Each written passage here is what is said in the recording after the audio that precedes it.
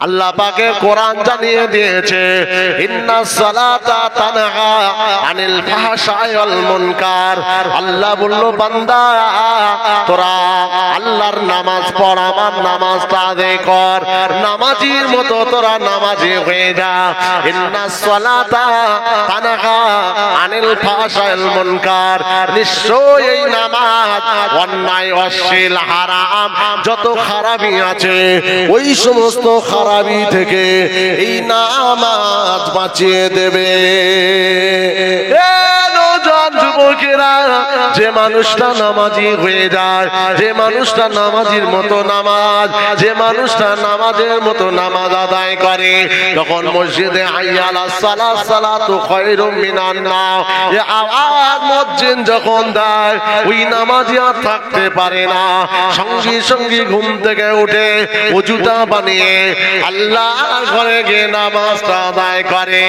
এরকম একজন নামাজি সে জীবনে মিথ্যা বলবে না, সে হারাম খেতে পারে না, অন্যায় করতে পারে না, জুলুম করতে পারে না, চুরি ডাকাতি করতে পারে না, সে কখনো সুদ খেতে পারে না, সুদের কারবার করতে পারে না। কেননা এই নামাজ তাকে ওই অন্যায় থেকে তাকে বাঁচিয়ে দেবে। কথা ঠিক না? আর যদি বলেন যে না, নামাজ পড়ার পরেও হুজুর আমাদের গ্রামে সুদ খায়, মনে করবেন ও সঠিক নামাজি এখনো হয়নি। নামাজির মতো নামাজি হতে বলছি, কোরআন বলছে তো। নওজোয়ান যুবকেরা, আল্লাহ পাকের কোরআন জানিয়ে দিয়েছে ভালোর মাধ্যমে খারাপ চলে যায়। ইউবাদদিলুল্লাহু সাইয়্যাতিল হাসানা। যদি কোনো বান্দা গুনাহ করে, যদি কোনো বান্দা অন্যায় করে, যদি কোনো বান্দা ভুল করার পরে যদি তওবাটা একবার করে নেয়, তওবা ইলাল্লাহি তওবাতান নাসুহা, আল্লাহর কাছে যখন ওই বান্দাটা রোনা জারি করে, ও রব্বুল আলামিন আল্লাহ পাক আপনি আমার জীবনের গুনাহ মাফ করে দেন, আমার জীবনের গুনাহ ক্ষমা করে দেন। আল্লাহ নুনকে নেমখারামি করেছে, তোমার জমিন, তোমার আসমান, তোমার চাঁদ, তোমার সূরা, তোমার খাওয়া, তোমার রিজিক খাওয়ার পরে তোমার দেওয়া গায়াতে আল্লাহ আমি এই জমিনের উপরে অনেক খারাপ নোংরা অনেক গুনাহ আমি করে ফেলেছি। ও রব্বুল আলামিন আল্লাহ পাক আপনি আমাকে মাফ করে দেন। যদি কোনো বান্দা বান্দে আল্লাহর কাছে তওবা করে, ওই তওবাটা আল্লাহ পাকের দরবারে মকবুল হয়ে যায়, আল্লাহ পাকের দরবারে কবুল হয়ে যায়। এ নওজোয়ান তরুণ যুবকেরা, ওই তওবাটা কবুল হয়ে যাবার পরে তার নামায় আমালে যত গুনাহ ছিল, ওই গুনাহটা আল্লাহ তাআলা ইউবাদদিলুল্লাহু সাইয়্যাতিল হাসানা, তওবা করার কারণে গুনাহগুলোকে আল্লাহ তার নামায় আমালে নেকিতে পরিপূর্ণ করে দেয়। আরো জোরে বলে, আপনার জীবনে যত গুনাহ আছে তওবা করুন, ওই গুনাহগুলো নেকি হয়ে যাবে। জোরে বলেন। তাহলে ভালোর মাধ্যমে খারাপ গেল না, গেল না? আমি হাজার উদাহরণ দিতে পারবো আপনাদের। এই জন্য আমি প্রথমেই বলেছি ভালো কাজ যত বেশি হবে, বলেন বলেন ভালো, কিন্তু ভালোর মাধ্যমে যত খারাপটাকে আপনি নিজে চিন্তা করে ফিকির করে আত্মসমীক্ষা অ্যানালাইসিস নিজেকে ভাবিয়ে তুলে যখনই আপনি খারাপগুলোকে মারাতে চাইবেন, দাফন করতে চাইবেন, তাহলে ভালোটাকে ধরবেন, ওটা এমনিতেই দাফন হয়ে যাবে। তাই আমাদের উচিত এই সমস্ত মাহফিল, এই সমস্ত জলসা, এই সমস্ত মাহফিলের মাধ্যমে আমাদের জিন্দেগি যত খারাপি আছে, অন্যায় আছে, হারাম আছে, সুদ আছে, জিনা আছে, ব্যভিচার আছে, মেরেলো আছে, কেড়েলো আছে, দু নম্বরি, চিটিংবাজি, ধাপ্পাবাজি, কালোবাজারি, ফেরেববাজি, বাপকে মারা, মাকে মারা, যত অয়াতি আছে, এই মাহফিলের মাধ্যমে শুধরে যাওয়া, ভালো হয়ে যাওয়া, পরিবর্তন হওয়া। ঘরে বসে বসে তো পরিবর্তন হওয়া যায় না। আল্লাহ খাওয়ায় এ কথা যদি আমি বলি ঠিক হবে না ভুল হবে? ঠিক হবে। আল্লাহ খাওয়ায়, সত্যি কি আল্লাহ খাওয়ায়? বলেন তো দেখি, আল্লাহ খাওয়ায় আমাদের? হ্যাঁ, চিন্তায় পড়ে গেছে, হে হুজুর আবার এরকম কথা বলছে কেন? হুজুর অজ করে বেরিয়ে গেল যে আল্লাহ খাওয়ায়। ও ঘরে গিয়ে বলল, বিবিকে বলল ভাত তরকারি যা আছে সব দে। একটা গামলায় করে বেঁধে সোজা চলে গেল মাঠের মধ্যে। একটা বড় বট গাছ আছে, বট গাছের মাথায় ও বসে আছে আর ভাত তরকারি নিচে রেখে দিয়েছে। এইবারে ও বলছে আল্লাহ যে খাওয়ায়, হুজুর যে বললো কিরকম কথাটা মেলে আমি দেখব। আচ্ছা আপনারা বলেন, কিয়ামত পর্যন্ত গালে উঠবে? ও আছে কোথায়? বট গাছের মাথায়। আর ভাত কোথায়? নিচে আছে, বসে আছে, সারাদিন বসে আছে। হঠাৎ দেখছে দুটো, আপনার কি বলে, দেখতে পাচ্ছে তিনটে ব্যক্তি এসে নিচে বসে আছে। তিনজন চোর ওইটা দিয়ে ফিরছিল। তারাও চুরি ফুরি করে, তাদেরও খিদে লেগে গেছে, কি করা যায় চ দেখা যাক। বললো অনেক কষ্ট, একটু রেস্ট নেই। বট গাছের তলায় তারা রেস্টে থাকে। এসে দেখছে ও বাবা ভাত তরকারি সব তো রেডি। এইবারে বললো তাহলে একটু খেয়ে নেই। যেমনি খেতে যাবে, একটা তাদেরই সাথী বলছে শোন এখন খাসনি কেন? খ্যাপা নাকি বিষ দিয়ে মারবার জন্য আমাদের এই কল করে রেখেছে। আমরা চুরি ডাকাতি করি, গ্রামের মানুষ জানে এখানে আমরা রেস্টে থাকি, হয়তো এর ভেতরে বিষ ফিস মাখিয়ে রেখেছে, খবরদার গালে দিসনি। ব্যাস সন্দেহ হয়ে গেল, তাহলে গালে দেওয়া যাবে না। একজন চেয়ে দেখছে মাল ওপরে বসে আছে। হাই দেখো, ও বিষ মাখিয়ে ওপরে বসে আছে। শুনছেন? সন্দেহ বাড়বে না কমবে? বেড়ে গেছে। এই শয়তান নাম না, আমি নামবো না। কেন নামবে না? ওর মনের কথা তো আলাদা। আল্লাহ খাওয়ালে ও খাবে, বুঝতে পেরেছে? ও নামছে না। যাই হোক বলে কয়ে বুঝিয়ে নামলো। এবার বলছে খা। যেই বলছে খা, বলছে খাবো না। কেন? ওর চিন্তা আল্লাহ খাওয়াবে। যেই বলছে খাবো না, সন্দেহ বাড়বে না কমবে? সন্দেহ বেড়েছে। খাবে না, খা না, খাবো না। যখন মুখে দু চারটে পড়াং পড়াং করে দিয়ে দিল, খাওয়া শুরু করলো। একটা উদাহরণ, কথাটা শোনেন আগে। খাওয়া শুরু করলো। যেই দেখছেন না ঠিকই আছে, ভাতটা হট এখন হট বলে ওকে সরিয়ে দিল। বাকি ভাত তরকারি এরা খেয়ে নিল। শুধু গামলাটাকে হাতে ধরিয়ে দিল, বেরো এখান থেকে। খালি হাতে মুখ ফুলিয়ে মার খেয়ে বাড়িতে ঢুকছে। বিবি বলল কি হলো গো? হ্যাঁ হুজুর বলেছিল আল্লাহ খাওয়ায়, কিরাম খোদা খাওয়ায় দেখবো বলে। তা খোদা যে এরকম চড় ঘুষি খাইয়ে আমাকে খাওয়াবে সেটা জানিনি। এই এত মার মেরেছে আমাকে, আমার তো খাওয়ার হলোই না। ওরা খেয়ে মারধর দিয়ে গামলা আমার হাতে ধরিয়ে দিল। তাহলে খোদা যে খাওয়ায় এ কথাটা ঠিক নয়। রেজেকের মালিককে আল্লাহ, কিন্তু আল্লাহ রেজেক দিয়ে থাকে জমিনের উপরে।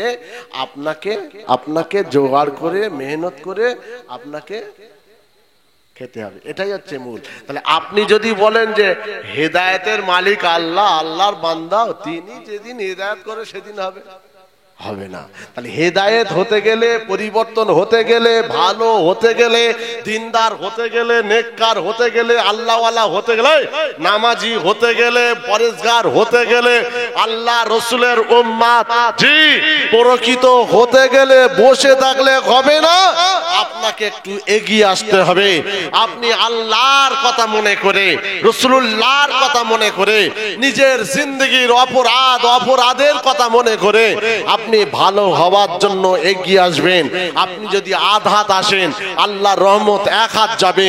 আপনি যদি এক হাত আসেন, আল্লাহর রহমত 10 হাত এগিয়ে গিয়ে আপনাকে টেনে আল্লাহর ঘর মসজিদে ঢুকিয়ে দেবে। জোরে বলুন।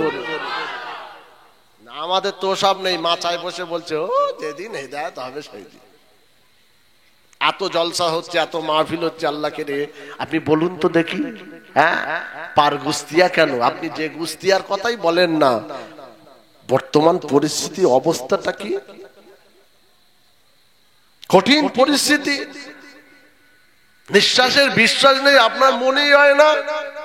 আপনি অপরাধের অপরাধী হয়ে জমিনের ওপরে গুনাহ, অন্যায়, হারাম, সুদ, ঘুষ, ওয়ামা নাহাকুম আনহু ফান্তাহু, যা নিষেধ করা হয়েছে এক যারা আপনি গুরুত্ব দিলেন না। ওই নিষেধকৃত যা বলা হয়েছে কোরআনে, আমার রাসূল জানিয়ে দিয়ে গেছে আল্লাহর কোরআনের কথা, আপনি তারপরেও ওভারটেক করে আপনি চলছেন।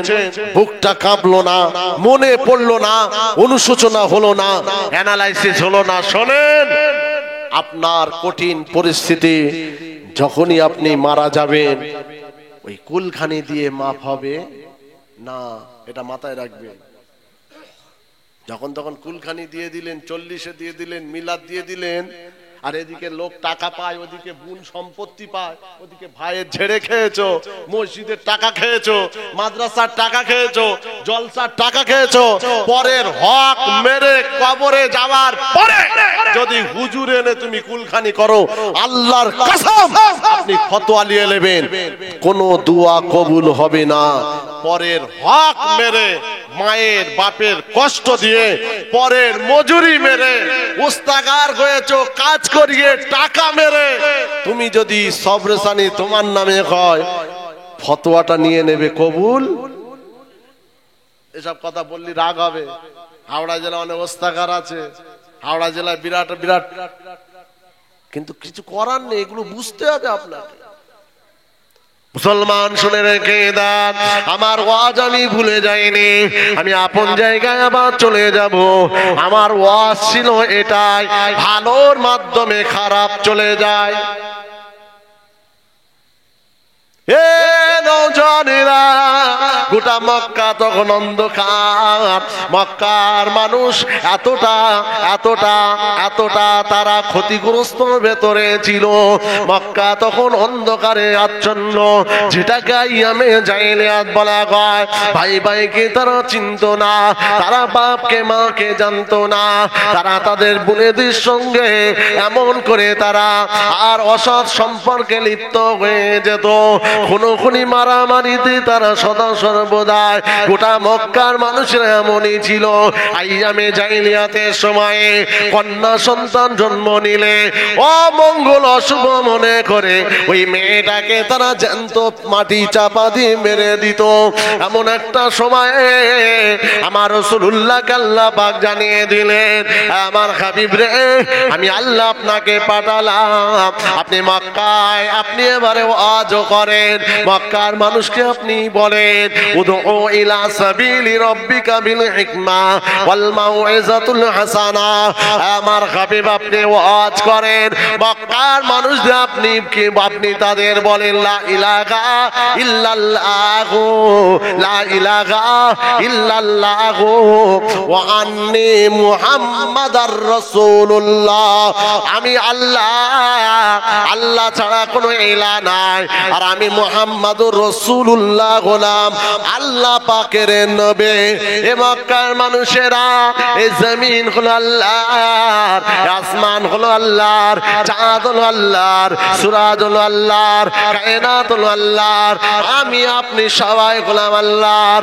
এ মক্কার মানুষেরা, আয় তোরা চলে আয়, সেই আল্লাহকে আল্লাহ বলে, সেই রবকে স্বীকার করে নিয়ে, আর আমি মুহাম্মাদুর রাসূলুল্লাহ, আমাকে নবী বলে মেনে নাও, আমি মুহাম্মাদুর রাসূলুল্লাহ জানিয়ে দিলাম।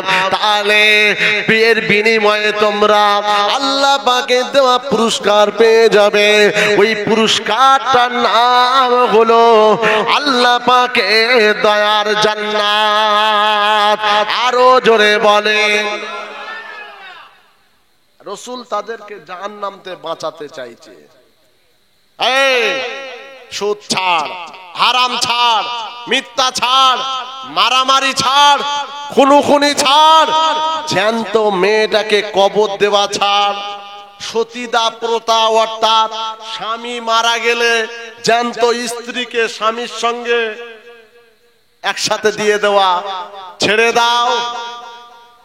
রাসূল ভালো কথা বলছে না খারাপ কথা? এই ভালো কথাটা কে বলতে বলেছে? ওয়াল মাউইজাতুল হাসানা, আয় নবী উত্তম কথা বলেন, ভালো কথা বলেন। ইলা সাবিলি রব্বিক, আমি আল্লাহ, আমার দিকে ডাকেন। এই নবী, কেন এই কায়নাতের মালিক আমি আল্লাহ, জোরে বলেন। ওদের বলেন। ব্যাস রসুল যখন তাদেরকে ডাক দিল, এই মক্কালু, আমার এলাকার, আমার মহল্লার, আমার জাত, আয় ফিরে আয়, যা হয়েছে এবারে আমার হাতটা ধর। ও আন্নি মুহাম্মাদুর রাসূলুল্লাহ, আমি হলাম আল্লাহ পাকের প্রেরিত নবী। রবকে রব বলে আর আমাকে নবী বলে যে মানবে, বিনিময়ে আল্লাহ তাকে পুরস্কার হিসাবে দয়া জান্নাত দেবে। জোরে বলে। আবু জেহেল, আবু লাহাব, উতবা, সাইবা, টপ রাঙ্কের বেঈমান যারা, মাথায় বাস পড়ে গেল যে মুহাম্মদ ঘরের ছেলে, পাড়ার ছেলে, এলাকার ছেলে, এই মহল্লার ছেলে, আমাদের ভাইপো হয়, আর মুহাম্মদ হঠাৎ একটা বলছে চাঁদকে খোদা বলো না, সূর্যকে পুজো করো না, পাথরকে কখনো সেজদা করতে যেও না, সমুদ্রকে গড় করো না। মুহাম্মদ এই সমস্ত বাদ দিয়ে লা তুজ্জা হবল মানা করে, আর তার কে রব তাকে মানতে হবে, এটা কি সহ্য করা যায়? হবে না। এই মুহাম্মাদের কাছে চলো সাল্লাল্লাহু আলাইহি সাল্লাম, যাও গিয়ে বলো যে তুমি কি নিতে চাও বা কি হয়েছে তোমার, হঠাৎ আমাদের বিরুদ্ধে কথা কেন? আমরা তো একটা দেব দেবীর পূজা করে আসছি, তুমি হঠাৎ নতুন করে এসব কথা কেন? আমার রাসূলুল্লাহ ওই সময় বলেছিল, ও চাচা যান, না না, আপনি বুঝতে পারছেন না, এই জমিনের মালিক আল্লাহ, আসমানের মালিক আল্লাহ, কায়নাতের মালিক হলো আল্লাহ, সেই আল্লাহ আমাদেরকে বানিয়েছে। ও চাচা যান, সেই আল্লাহ আমাকে নবী করেছে, আমি রাসূলুল্লাহ। তাই আপনাদের উদ্দেশ্যে বলছে, ওই আল্লাহকে আল্লাহ বলে মানার জন্য চাচা যান, আপনারা আমার কথাটা বোঝার চেষ্টা করে। ওই সময় মক্কার ওই বেঈমানেরা বলেছিল, ও বাবা মুহাম্মদ, দুনিয়াতে তোমার আব্বা নাই, দুনিয়াতে তোমার মা নাই, দুনিয়াতে তোমার কেউ নাই। ও বাবা মুহাম্মদ, শুনে রাখো, খবরদার এমন কথা বলতে যেও না। কি চাও তুমি বলো, সেটা তোমাকে দেওয়া হবে। সুন্দর নারী চাইলে দেব, মক্কার মালিকানা চাইলে দেব, তুমি যদি মক্কার যদি সিংহাসনে বসতে চাও সেটাও তোমায় দেওয়া হবে। টপ রাঙ্কের পৃথিবীর আর নাম করা ডক্টর দিয়ে যদি মনে হয় তোমার ব্রেনের কোনো সমস্যা আছে, সেটাও তাহলে তোমার ট্রিটমেন্ট করা হবে। আমার রাসূলুল্লাহ কাঁদতে লেগেছে, চাচা যান, না না না, আমি আপনার ভাতিজা মুহাম্মদ, আমি ঠিক আছি, কোনো অসুবিধা নাই। ও চাচা যান, শুনে রেখে দেন, পৃথিবী জমিনে কেউ নাই, আমার আব্বা মা, দাদু দাদি, নানা নানি সর্বহারা হয়ে আল্লাহ আমাকে দায়িত্ব যে দিয়েছে, এই দায়িত্ব থেকে আমি এক চুল সরব না।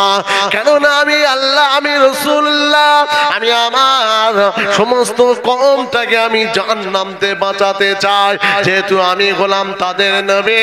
ও চাচা যান, আমি জাহান্নাম থেকে বাঁচাবো, আমি রাসূলুল্লাহ দায়িত্ব আল্লাহ দিয়েছে। আপনার যদি কিছু করার হয় আপনি করতে পারেন। আমার রাসূলুল্লাহ চাচাদেরকে, বেঈমান মক্কার কুফার কুরাইশদেরকে এই জবাবটা দিয়ে দিয়েছে।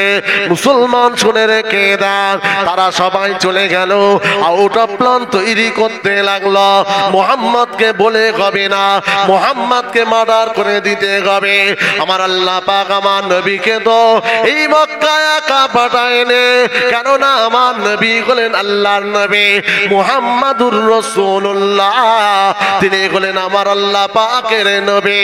তাই আমার নবীকে হযরতে জিবরিল আমিন এসে জানিয়ে দিয়েছে, আমার হাবিব আপনি চিন্তা করবেন না, লা তাহজান ইন্নাল্লাহা মা'ানা। আমার হাবিব, আমি আল্লাহ এই মক্কায় একা পাঠাইনি গো, আমি আল্লাহ পাক আপনার সঙ্গে রয়েছে। ও নবী, আপনি চিন্তা করবেন না, আপনি পেরেশান হবেন না। ওরা যা পারে বলে যাক, আপনার কাজ আপনি করে যান। ইয়া রাসূলুল্লাহ, হাবিবাল্লাহ, আল্লাহ পাক আপনার সঙ্গে রয়েছে। লা তাখাফ, হাবিব ভয় খাবেন না, আমি আল্লাহ, আমি আপনার সঙ্গে আছে। আপনি আপনার ওয়াজ আপনি করে যান। সুবহানাল্লাহ। কোন আমার নবীর সাথে কে আছে? ইল্লা রাহমাতাল লিল আলামিন, এমনি নয়। বাস আমার নবী তথাপিও ওয়াজ করছে, তথাপিও বলছে, তথাপিও ডাকছে। সেই ডাক আজকে আমি এসেছি কোরআন এবং হাদিস থেকে। জি, ওই ডাক হুজুর আসবে কোরআন এবং হাদিস থেকে। লস্কর পাড়া নয়, পারগুস্তিয়ায় যত বাড়ি আছে, যত বাপ আছে, যত ভাই আছে, যত মা আছে, যত বোন আছে, প্রত্যেককে কোরআন এবং হাদিস ডাকছে। আজকের মাহফিল আহ্বান করছে, চলে আয়, ফিরে আয়, ঢুকে যা ইসলামের ভেতরে। কাফা সম্পূর্ণভাবে ওয়ালা তাত্তাবিউ খুতুওয়াতিশ শায়তান, শয়তানের তাবেদারি বন্ধ করো, মিথ্যা বন্ধ করো, চুরি বন্ধ করো, জিনা বন্ধ করো, সুদ বন্ধ করো, ঘুষ বন্ধ করো, বাপকে মারা মাকে মারা বন্ধ করো, মদ গাঁজা জুয়া বন্ধ করো। কথা ঠিক না বেটে? আমি বলছি না, আজকের মাহফিল আপনাদের বলছে। আমি বলছি না, আজকের মাহফিল আপনাদেরকে ডাকছে। ফিরে আয়, চলে আয়, ঢুকে যা, আয়, চলে আয়। আমি মাহফিল কথা দিচ্ছি, কিয়ামতে তোর পাশে আমি থাকবো। সুবহানাল্লাহ বলেন। এই কিয়ামতে আমি মাহফিল তোর জন্য আল্লাহর কাছে সুপারিশ চেয়ে আল্লাহ দয়া জান্নাতে নিয়ে যাব। জোরে বলে। এরপরেও যদি গাঁজাখোর থাকে, ব্যাড লাক। এরপরে যদি এলাকায় মদখোর থাকে, ব্যাড লাক। এরপরে যদি জুয়াখোর থাকে, ব্যাড লাক। এরপরে যদি তাসখোর থাকে, ব্যাড লাক। এরপরে যদি বাড়িতে বাড়িতে বন্ধন থাকে, দুর্ভাগ্য ছাড়া অন্য কিছু নয়। আপনি রাগ করেন আর যাই করেন, বন্ধন সমিতি আছে না নেই? আপনাদের এখানে ঢুকেছে কি, কটা কি বাড়ি আছে বলতে পারবো না। যদি থাকে, এত বছর ওয়াজ হচ্ছে, কানে ঢুকছে না। এই ভালো কাজের মাধ্যমে তো খারাপটাকে কেউ তো বলতে পারবে না। জলসা হয়েছিল, তারপর থেকে বুঝেছি নুন ভাত খাবো, যা হয় হবে, কিন্তু ওই বন্ধন কিস্তি সুদ ও আর আমার ভিটে তুলবো বলতে তো পারতো খোদাকে যে আল্লাহ নামাজ পড়তে পারেনি কিন্তু সুদ তো ছেড়েছিলাম, আল্লাহ নামাজ পড়তে পারেনি মিথ্যা তো ছেড়ে দিয়েছিলাম, আল্লাহ নামাজ পড়তে পারেনি মদের গ্লাসটা তো ছেড়ে দিলাম। কথা ঠিক বলছি না? বলুন। নামাজও পড়বে না, রোজাও রাখবে না, সত্য বলবে না, মদও ছাড়বে না, গাঁজাও ছাড়বে না। এই মুসলমান, তুমি মুসলমান নাও, তুমি আল্লাহ মানো, নবী মানো, ঈমানদার হয়েছো। মুসলমান মুসলিম হতে পারলে না, যেদিন মুসলমান না হবে আল্লাহ বলল তুই আমার কাছে আসিস না। ওয়ালা তামুতুন্না ইল্লা ওয়া আনতুম মুসলিমুন, মুসলমান হয়ে আমার কাছে আয়। তুমি এখনো মুসলমান হতে পারলে না, অথচ তুমি নিজেকে বিরাট মুসলিম বলে দাবি করছো সমাজের বুকে। আমি আল্লাহ মানি, নবী মানি, ব্যাস হয়ে গেল। একটা ছেলে একটা মেয়ের যখন বিবাহ হয়, শোনেন কি বলে বলেন তো, এত টাকা দেন মোহরের পরিবর্তে অমুকের ছেলের সাথে তোমাকে বিবাহ দেওয়া। কথা বলেন না? আর সহজে বলছি আমি, এত টাকা দেন মোহর অমুক গ্রামের অমুক অমুক অমুকের মেয়ের সঙ্গে এত টাকা দেন মোহরের পরিবর্তে তোমাকে বিবাহ দেওয়া হলো। তুমি বলো কি? তুমি বলো কবুল, তাই তো? কবুল কবুল কবুল। বিয়ে হলো না? হলো না? বিয়ে হলো না? হলো না? বিয়ে কমপ্লিট। তারপরে বিরিয়ানি ফিয়ানি খাসি মুরগি যা কুকুর ছাগল যা রান্না করেছে খেয়ে বউলিয়ে কেটে পড়লো রাতে রাতে। শুনছেন? চলে গেল।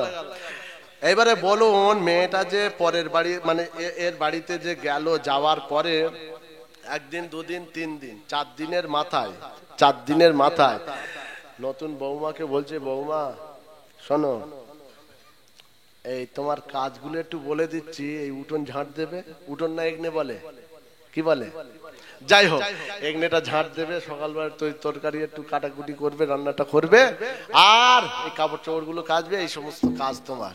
আর বৌমা যদি বলে পাগল নাকি, কই ওই কবুলের সময় তো এসব কথা লেখা ছিল না বা বলিনি আমাকে, অতএব আমি কেন করতে যাব। আচ্ছা এরকম যদি কোনো মহিলা যদি বলে তার ঘর হবে? হ্যাঁ, যদি পাগল নাকি শর্ত তো আমায় তখন শোনায়নি, আমাকে তো বললো অমুকের ছেলের সাথে এত টাকা দেন মোড়ের পরিবর্তে তোমার সঙ্গে লাইন জুড়ে দেওয়া হলো, তুমি কবুল বলো, তাই তো? তা এখন এসব কথা কেন? রান্না করা, ঘর মোছা, এই করা ওই করা, ওসব পারবো না। ও দাজ্জালের ঘর হবে? তালাক না দিলেও বলবে বেরো এখান থেকে, কথা ঠিক না বেটি? তাহলে আপনি যখন লা ইলাহা ইল্লাল্লাহ মুহাম্মাদুর রাসূলুল্লাহ এটাকে যখন আপনি কবুল বলেছেন, আপনি যখন আল্লাহ নবী মেনেছেন না মানেননি, তাহলে এই যে কবুলটা বলেছেন, তাহলে এই কবুলের ভেতরে নামাজ আছে না নাই, রোজা আছে না নাই, সত্য আছে না নাই, এই যত রকম হালাল আছে না নাই, মিথ্যা অন্যায় জুলুম যা কিছু ওয়াইয়াতি ছাড়ার কথা আছে না নাই? তাহলে কবুল বলার পরে তুমি পাকামুটা কেন করছো? তাহলে তোমারও জাহান্নাম ছাড়া এক লাথি মেরে বেরো এখান থেকে শয়তান কোথাকারে। মান রব্বুকা আমা দীনুকা মান নবিয়ুকা, হা করে চাচা তাকিয়ে আছে, ফেরেশতা প্রশ্ন করছে, কি হলো বলবে তো? না আমি ওসব জীবনে শুনিনি তো। আরে তুমি উত্তর দেবে তো তোমার রবকে, দিন কি, নবীকে। হ্যাঁ আমি ওসব পারবো না। এখন এ পারগুস্তি আর কোন চাচা যদি ফেরেশতাকে বলে পারবো না, বাস পড়বে না পড়বে না? তার কবরে এক সেকেন্ড দেরি হবে না, আল্লাহকে বলা কবে, আল্লাহ বলবে কুচে দে, কুচে দে। কানার কালা যে ডিপার্টমেন্টে যে ডক্টরটা আছে বা ফেরেশতা আছে না, চোখেও দেখে না কানেও শোনে না, কুচে দেবে না দেবে না? তাহলে তুমি এই 50 বছরে তাহলে এক তো সারা জীবন যায় এখানে সর্বনাশ হয়েছে, ওখান গিয়ে তুমি ওই পেটানি খাবে? এটা কি আমরা চাই কেউ? যদি না চাই তাহলে আমাদের উচিত জি আজকের এই সুন্দর জান্নাতের বাগান কোরআন হাদিসের মাহফিলের জি দোহাই দিয়ে এর ওসিলায় আমরা যেন ভালো হয়ে যাই। কথা ঠিক বলছি না ভুল বলছি? ওয়াজ একই লাইনে আছে আমার, ইনশাআল্লাহ ভালোর মাধ্যমে খারাপ যায়। এবারে রাসূলুল্লাহ সাল্লাল্লাহু আলাইহি সাল্লাম জি আমার নবীকে আল্লাহ সাহস দে, হাবিব আপনি চিন্তা করবেন না, আপনি ওয়াজ করে যান। মুসলমান শুনে রেখে দান, নওজোয়ান যুবকেরা আমার নবী পাক ওয়াজ করতে লেগেছে। এ নওজোয়ানেরা, মক্কার মানুষ মানে না, মক্কার মানুষ তারা শোনে না, আমার নবী পাকের কাছে আসে না। আমার রাসূলুল্লাহ তারিখে আল্লাহ দরবারে আমার নবী পাক ফরিয়াদ করতে লাগলো, ও রব্বুল আলামিন আল্লাহ পাক আমাকে নবী বলে আপনাকে আল্লাহ বলে মক্কার কোন মানুষ মানতে চায় না। ও রব্বুল আলামিন আল্লাহ পাক আমি রাসূলুল্লাহ বরং চতুর্দিকে আমার দুশমন, চতুর্দিকে আমার বিরোধী, চতুর্দিকে আমার শত্রু আমার আল্লাহ পাক জানিয়ে দিলেন আমার হাবিব আমার নবী আপনি চিন্তা করবেন না, আপনি পেরেশান হবেন না, মক্কার কেউ মানুক না মানুক, পৃথিবীর কেউ মানুক না মানুক, আমার হাবিব রে আপনি শুধু আমাকে আল্লাহ বলে মেনে নেবেন, আপনি আমাকে লা ইলাহা ইল্লাল্লাহ বলে মেনে নেবেন, এই কোনো মাবুদ আল্লাহ ছাড়া, আর আমি আল্লাহ পাক আপনাকে মুহাম্মাদুর রাসূলুল্লাহ বলে আমি আল্লাহ মেনে নেব। এ নওজোয়ান যুবকেরা আসরে কেদার আর বুস্তিয়ার মানুষ যদি আমার রাসূলুল্লাহকে না মানে, আমার আল্লাহকে যদি না মানে, কোনো যায় আসে না। আমার নবীর পারা পড়বে না, আমার আল্লাহ পাকের পারা পড়বে না। মুসলমান শুনে কেদার আমার নবী পাক আমার আল্লাহকে আল্লাহ বলে মেনে নিয়ে লা ইলাহা ইল্লাল্লাহ বলে আমার নবী আল্লাহকে মেনে নিয়েছে। আমার আল্লাহ পাক আমার হাবিবকে মুহাম্মাদুর রাসূলুল্লাহ বলে আমার আল্লাহ মেনে নিয়েছে। আপনি মানলেন না মানলেন বলে গেল। যদি মানতে পারেন তাহলে জান্নাত, যদি মানতে না পারেন বিনারে জাহান্নাম। সে যত বড়ই লাশ সাহেব হোক, পয়সালা হোক, ধনী হোক, মুস্তাকার হোক, যত বড়ই নেতা কেতা যাই হোক, সারা বছর জলসা হলো, তারপরে সেই জলসার টাকা বাঁচলো 11,800।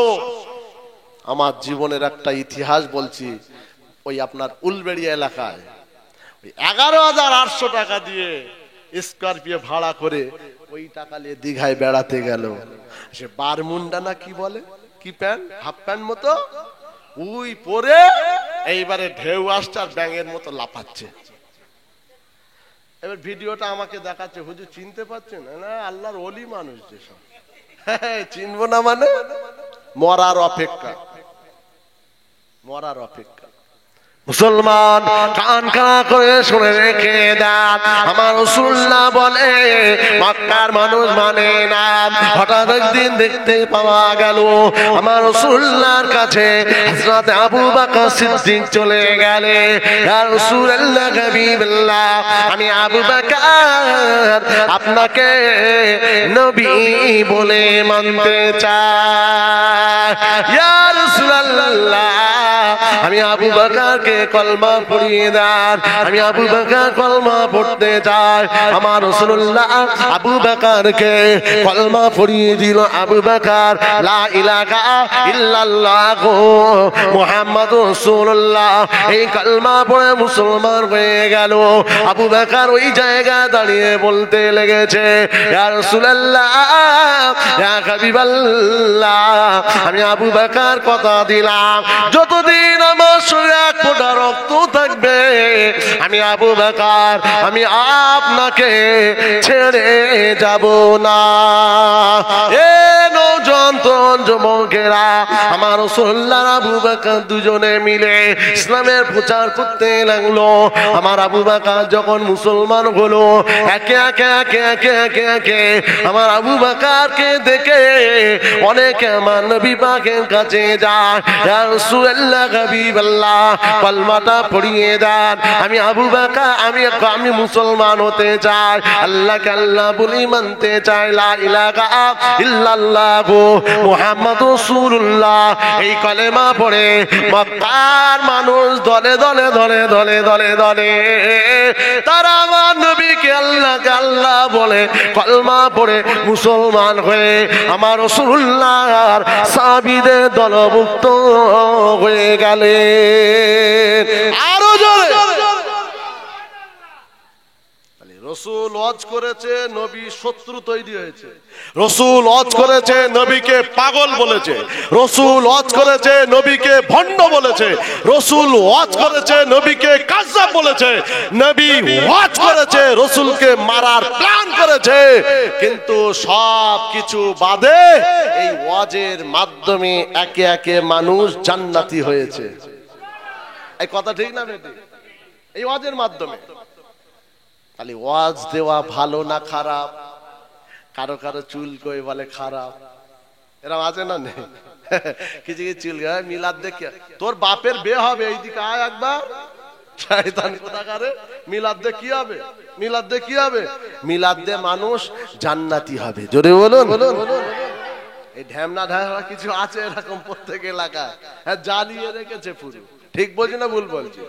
আর কেউ কেউ আছে এইসব চাঁদা দেওয়ার ভয়ে এরকম কথা বলে, তো দিতে হবে না চাঁদা, তুই চুপচাপ বসে থাক।